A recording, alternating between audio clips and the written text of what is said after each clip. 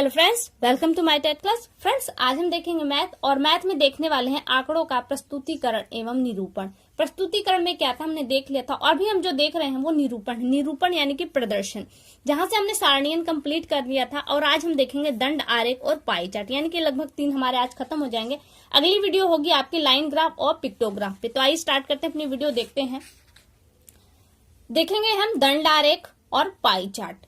तो दंड आरेख के लिए मैंने इस बुक का सहारा लिया। ये देखिए क्लास 6 की बुक है आपके मैथ की। मैं यहाँ से आपको ये चीज बताऊंगी। तो यहाँ पे देखिए ऑलरेडी एक दिया गया है।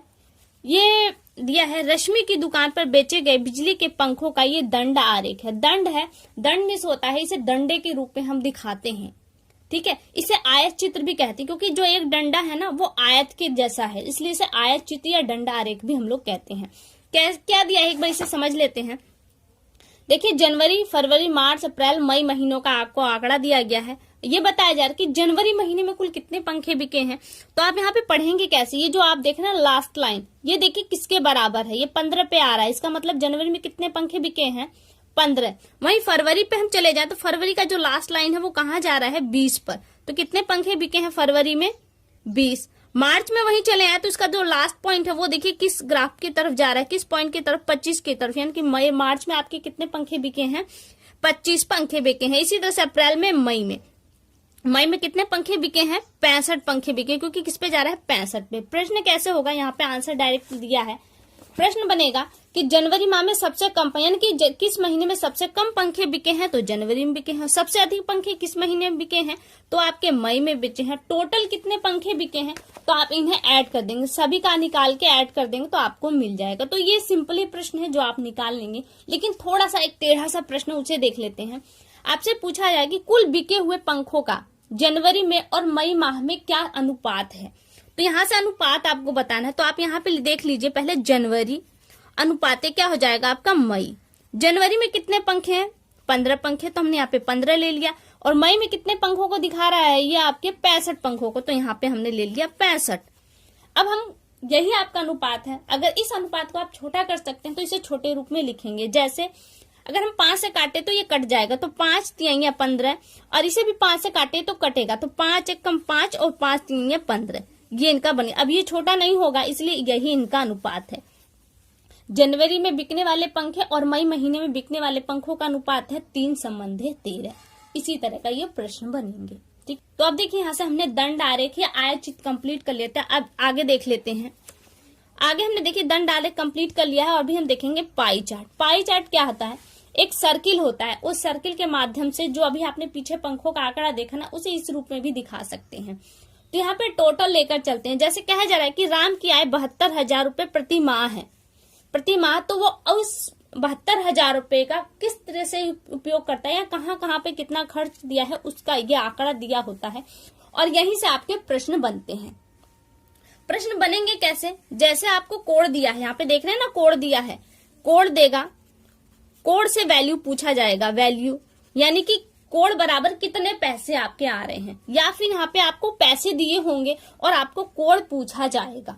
ये 2 तरह से प्रश्न बनेंगे। यहाँ से पहले हम प्रश्नों को देखेंगे तो उसके हिसाब से हमें समझ में भी आएगा। कह रहा है कि प्रश्न है, राम अपनी आय का कितने रुपए किस्त में देता है। किस्त कितना है, 90 अंश देता है, लेकिन हमसे पूछा गया है रुपए में। अब क्या करेंगे, देखिए टोटल हम ये जानते हैं कि एक बूंदी पे कितने अंश का कोण बनते हैं, 360 अंश का कोण बनता है। ठीक है, 360 अंश का, और बताना कितना है आपको, 90 का। तो 360 अंश जो है वो कितने के बराबर है, 360 अंश बराबर 72,000, उसकी पूरी सैलरी के बराबर है ना ये। तो हम अगर 72,000 को 360 से डिवाइड कर दें तो हमें एक अंश की वैल्यू निकल जाएगी। काट देते हैं, 0 से 0 कट गया, 36 दूना 72 यानी कि 200। एक अंश बराबर कितने आ गए आपके, 200। अब पूछा क्या है, राम अपनी आय का कितने रुपए किस्त में देता है। तो किस्त में कितने अंश को दे रहा है, वो 90 अंश को, और एक अंश बराबर हम जानते हैं 200। तो एक अंश बराबर 200 रुपए, तो 90 अंश बराबर क्या होगा, 90 में 200 का गुणा कर देंगे, 9 दूनी 18, 2 0 3 0 आपके लग गए। ये हो गया आपका आंसर, 18,000 रुपए वो क्या करता है, किस्त में देता है अपनी आमदनी का। बस ये आपको करना क्या है, ये जो आपको निकला है ना, ये एक अंश बराबर 200 रुपए, इस पॉइंट को सदैव याद रखना, यहीं से आपके सारे क्वेश्चन यहाँ से सॉल्व हो जाएंगे। अगला क्वेश्चन देखते हैं हम। राम अपनी आय के कितने रुपए भोजन पे खर्च करता है? तो हमने अभी देखा कि एक अंश बराबर कितना है, 200 रुपए, और कितने अंश वो भोजन पे खर्च कर रहा है, 30 अंश। 30 अंश वो भोजन पे कर रहा है, तो इसी में हम 200 का गुणा कर दे तो हमें मिल जाएगा गुणित 200, तो 3 दूनी 6 हो गया, 6 हो गया, और ये 3 जीरो आप उतार देंगे। कितने खर्च किए उसने? 6000 रुपए खर्च किए। आगे देखिए एक और प्रश्न, किस्त और शिक्षा में खर्च का क्या अनुपात है? किस्त और शिक्षा में किस्त कितना है ये देखिए, किस्त आपका 90 अंश है। पहले आप किस्त को उतार लीजिए, और फिर क्या है, अनुपात पूछा तो अनुपात का निशान लगाएंगे, और किसका पूछा है, शिक्षा का पूछा, तो शिक्षा पे कितना है आपका 40, तो यहाँ पे आप लिख देंगे 40। अनुपात पूछा है तो अनुपात तो डायरेक्ट आप यहाँ से निकाल सकते हैं, या फिर नहीं है तो हम कर लेते हैं। ठीक है, देखिए 200 हमने यहाँ पे किया, अभी तो हमारा आया 18,000। ठीक है, तो हम यहाँ पे 18,000 पूरा लिख लेते हैं।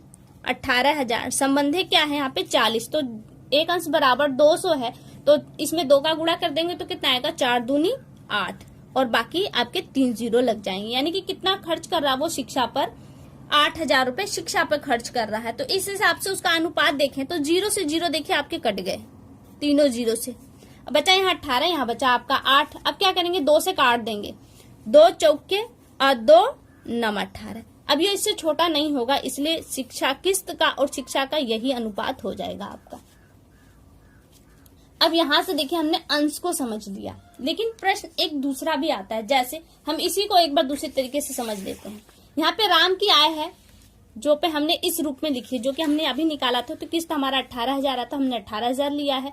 शिक्षा हमारा 8,000 आता है, तो 8,000, भोजन पे 6,000, तो हमने ये सब कुछ इस रूप में लिया है। ठीक है, अब इसे हम सॉल्व करते हैं।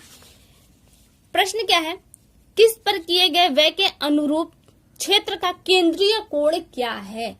यानी कि कह रहा है कि किस्त पर जो उसने पैसे खर्च किए हैं, किस्त पर जो उसने पैसे व्यय किए हैं, वो केंद्रीय, वो पूरा क्षेत्रफल केंद्रीय कोण का कितना अंश बना रहा है, उस कोण को बताना है।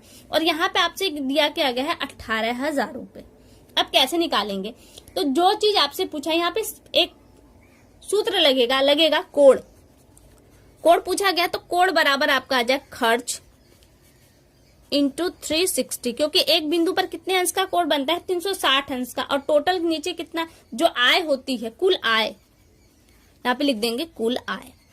यहाँ पे ये वाला हो गया। अगर बाय द वे आपसे दूसरा चीज आ, जैसे कि हमने यहाँ पे खर्च का ले लिया है, लेकिन आपसे आय का पूछते हैं कि राम को किस्त के माध्यम से इतने पैसे मिलते हैं, तो यहाँ पे आप आय लिखेंगे और यहाँ पे टोटल आय लिखेंगे, तभी आप निकाल पाएंगे। ठीक है, अब देखिए इस पे हम अंकों को रखते हैं। अंकों को रखें तो खर्च किसका पूछा है आपसे, किस्त का पूछा है, तो किस्त का खर्च कितना आ रहा है आपको, 18,000। हमने 18,000 पूरा लिख दिया, इंटू 360 अपान में क्या आ जाएगा, कुल। अब कुल खर्च के लिए आपको क्या, ये जो सारे अंक है ना, उन्हें आपको जोड़ना पड़ेगा। अभी पिछले सवाल में हमने देखा था कि उसको टोटल आय कितना था, 72,000, क्योंकि वही सवाल मैं रिपीट कर रही हूँ इस रूप में। ठीक है, तो अब काट देंगे, 0 से 0 खत्म हो गया, इन 2 जीरो से यहाँ के 2 जीरो खत्म हो गए, और 36 दूना 72 होता है। यहाँ पे आया 2 से काटेंगे तो 2 9 18, और ये 1 जीरो बचा, ये यहाँ पे लग गया, कितना आया 90 अंश। और यहाँ पे हम जानते हैं कि किस्त का कितना आ रहा है, 90 अंश आ रहा है, और यहाँ पे 18,000 के हिसाब से जब हमने अंश को निकाला तो हमारा आ गया 90 अंश। इसी तरह से यहाँ पे भी प्रश्न बनेंगे। अगर कोई प्रश्न आने के चांस है तो केवल यही प्रश्न आने का आपकी टीटी में चांस है, बाकी कोई प्रश्न आने का कोई चांस नहीं है। तो यहाँ से देखिए आपका पाई चार्ट और दंड आरेख कंप्लीट हुआ। अगली वीडियो में हम लाइन ग्राफ और पिक्टोग्राफ लेकर आएंगे। तो फिलहाल के लिए केवल इतना, अगली वीडियो में आपसे फिर मुलाकात होगी, तब तक के लिए नमस्कार।